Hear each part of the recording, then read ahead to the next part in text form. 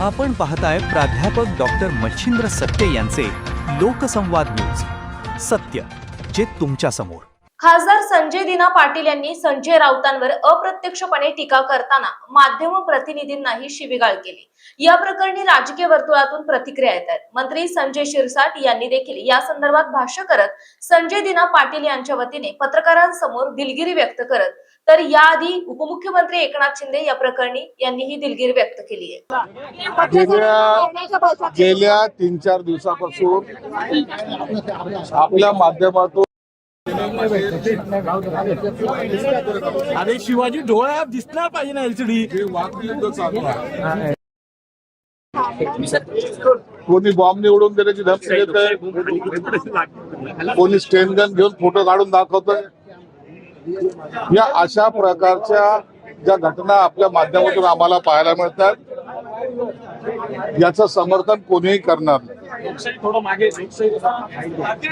संजय दिना पाटलांना बद्दलचं जे अपशब्द संजय राऊतने वापरले होते, कदाचित भावनेच्या भरामध्ये संजय दिना पाटलांनी त्याचं ते प्रत्युत्तर देण्याचा प्रयत्न केला।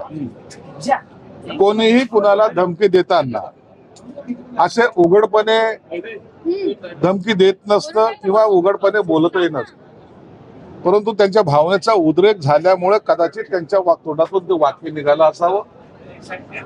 आजही मला जे काही माहिती तुमच्या माध्यमातून मिळते की काही पत्रकार गेले त्या टायमाला सुद्धा ते चिडले होते।